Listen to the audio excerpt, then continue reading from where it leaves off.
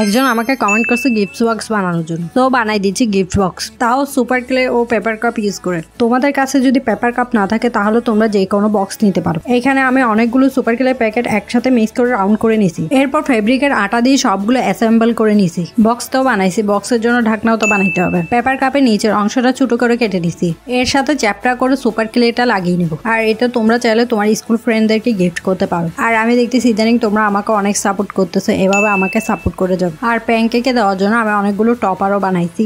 এরপর জেসো অ্যাপ্লাই করে এর উপর কালার করে নিব। যেহেতু এটা আমার প্যানকেক থিমে বানাচ্ছে, অবশ্যই প্যানকেকের মতোই তো কালার করব। আর আমি রেজিনের উপর ব্রাউন কালার মিক্স করে এটার উপরে হানিটা অ্যাড করে নিছি। তো এটা হচ্ছে আমাদের গিফট বক্সের ফাইনাল লুক। কেমন হয়েছে অবশ্যই কমেন্ট করে জানাবে। চলো আজকে ডিআইওয়াই বানাই, তাও এই সুপার ক্লেগুলো ব্যবহার করে। আমি বসে বসে চিন্তা করতেছিলাম কি বানাবো, তখন আমার মাথায় এই আইডিয়াটা আসলো। তাই আমি তাড়াতাড়ি বানাতে বসে পড়লাম। এটা বানাতে আমার অনেক পরিশ্রম লাগছে, আমি আর কি বলবো। কিন্তু এটা বানানো এত কঠিনও না, কিন্তু এত সহজও না। এটা আমি অনেক তাড়াতাড়ি বানাইছি, তাই তো আমি অনেক টায়ার্ড হয়ে গেছি। পরিশ্রম এগুলো বাদ দাও। সবার শেষে এটা এমন একটা লুকস আছে না, সেটা খুব জবরদস্ত ছিল। এটা তো তোমরা সবার শেষে অবশ্যই দেখবে। বেসিক্যালি আমি বানাচ্ছি একটা ঝর্ণার ভিতরে আমি হোয়াইট অ্যাক্রিলিক কালার করে নিয়েছি, যাতে দেখতে আরো রিয়েলিস্টিক মনে হয়। তাই আমি এখানে রেজিন ব্যবহার করেছি। তোমাদের কাছে না থাকলে তোমরা স্কিপ করতে পারো। এখন এর উপর কিছু ডিটেলিং করবো। এমন শুকনো ঝর্ণা তো আর কেউ দেখবে না। ঝর্ণার ভিতরে আমি কিছু পাতা ও মাছ অ্যাড করেছি। মাছের সাইজটা একটু বড় হয়ে গেছে। ফাইনালি এত কষ্ট করার পরে আমাদের শোপিসটা রেডি হয়ে যাচ্ছে, তাই তাড়াতাড়ি লাইক করে দাও। এখন দেখো এটার ফাইনাল লুক।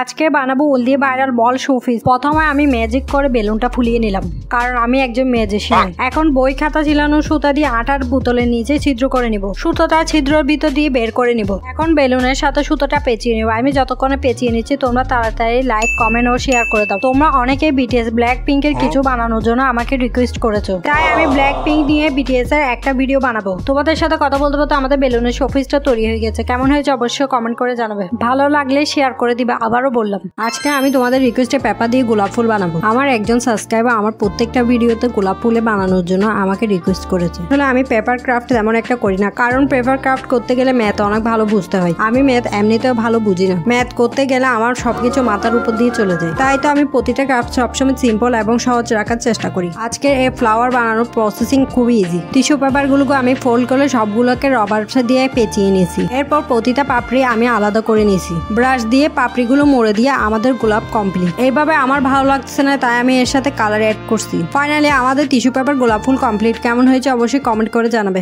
আজকে আমরা বানাবো সুন্দর একটা নেক পিস, তাও করিশেল ব্যবহার করে। এই করিশেল গুলো কিনা হয়েছিল অনেকদিন আগে, একবারও ইউজ করা হয় নাই। হঠাৎ ইউটিউবে স্ক্রল করতে করতে একটা ভিডিও চোখে পড়ে, যেখানে সমুদ্র পাড়ে বসে করিশেল দিয়ে নেক পিস তৈরি করতেছে। কিন্তু আর সমুদ্র পাড়ে বসে নেক পিস তৈরি করতে পারতেছি না। তাহলে কি হয়েছে, আমি আমার সেটআপে বসে তো নেক পিসটা তৈরি করতে পারি। প্রথমে চাইছিলাম করিশেলের ভিতর গোল্ডেন বিটস দিতে, বাট আমার কাছে গোল্ডেন কালার বিটস নাই, তাই আমি ব্ল্যাক কালার বিটস অ্যাটাচ করতেছি। ব্ল্যাক কালার বিটসটা অতটা খারাপ দেখা যাচ্ছে না, কারণ ব্ল্যাক এবং হোয়াইটের কম্বিনেশন সবসময় ভালোই হয়। আমাদের প্যান্ডেন্ট তো রেডি। সবার শেষে এর সাথে একটা জুয়েলারি চেইন অ্যাটাচ করে দিব। তোমরা লাইক এবং কমেন্ট করতে এত ক্ষেপণতা কেন করো, তাড়াতাড়ি লাইক কমেন্ট করে দাও।